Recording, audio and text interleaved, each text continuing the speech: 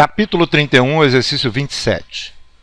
Os dois segmentos do fio mostrados na figura 31-27 têm diâmetros iguais, mas apresentam condutividades σ1 e σ2 diferentes.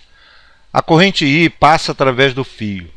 Se as condutividades estão na razão σ2 por σ1 igual a 2, qual é a razão E2 por E1 entre as intensidades de campo elétrico nos dois segmentos do fio?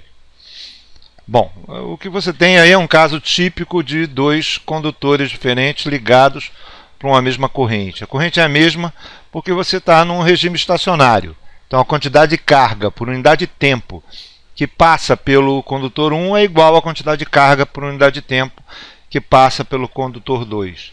E isso não poderia ser diferente, porque se entra mais carga do que sai, você passa a ter um acúmulo de carga, que não é verdade que acontece. Ou ao contrário, se você sai mais carga do que entra, você teria que ter uma rarefação de carga, que também não acontece. Então, para entrar no regime estacionário, não é que essa coisa não exista, eventualmente pode até acontecer algum fenômeno que esse tipo de coisa pode acontecer, mas não é o caso. Você está num estado estacionário gerando uma corrente em cima do condutor, e essa corrente é a mesma em todos os pontos. Para essa corrente ser a mesma em todos os pontos, se eles têm condutividades diferentes, então o campo elétrico em cada um tem que ser diferente, né? O campo elétrico nos dois tem que ser diferente. E é essa a relação que o exercício busca. E para isso, a gente vai buscar isso na relação que existe entre campo elétrico e densidade de corrente, que é o campo elétrico é igual a resistividade vezes a densidade de corrente. Isso aqui, na verdade, é uma forma de reescrever a lei de Ohm, né? A lei de Ohm fala o quê? Que a diferença de potencial é igual a resistência vezes a corrente. O campo elétrico, a relação de campo elétrico e densidade de corrente é idêntica à lei de Ohm, só que pontual. Se num determinado ponto do condutor, se eu conheço o campo elétrico aplicado naquele ponto, esse campo elétrico vai mover as cargas de tal forma que o seu movimento, caracterizado pela densidade de corrente, é igual à resistividade vezes a densidade de corrente. Se eu conheço a resistividade do condutor, eu conheço como eles vão se mover, isso é, qual vai ser a densidade de corrente naquele ponto. A gente sabe também que a resistividade, o conceito de resistividade, é igual ao inverso da condutividade.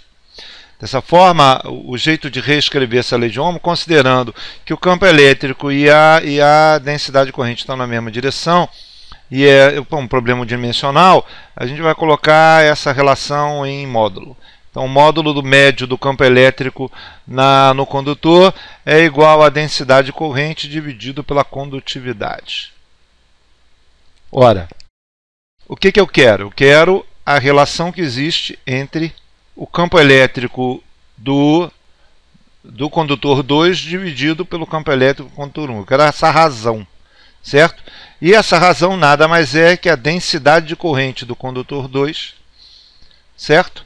Dividido pela pela condutividade, né, do condutor 2, dividido pela campo elétrico, que é a densidade de corrente do condutor 1, dividido pela condutividade do condutor 1.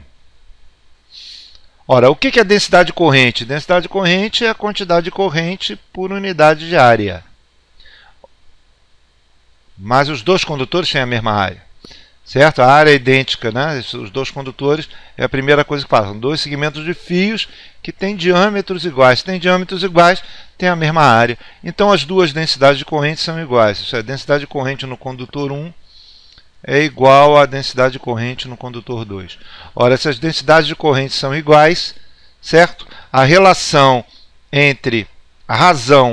entre o campo elétrico no condutor 2 pelo campo elétrico no condutor 1 é igual à condutividade no condutor 1 dividido pela condutividade no condutor 2. Mas a gente sabe que a condutividade do condutor 2 pelo condutor 1 é igual a 2. Então a razão entre os campos elétricos é igual a meio. Isso quer dizer que o campo elétrico no condutor 1 é o dobro do campo elétrico do condutor 2. Certo? Isso é, a razão é igual a meio, quer dizer que o campo elétrico do condutor 1 é o dobro do campo elétrico do condutor 2, que é razoável. Por quê? Porque se a condutividade no condutor 2 é maior do que a condutividade no condutor 1, certo? A facilidade com que as cargas se movem no condutor 2 é maior do que no condutor 1, significa que eu preciso de um campo elétrico menor para poder as cargas se moverem do mesmo jeito que o condutor 1.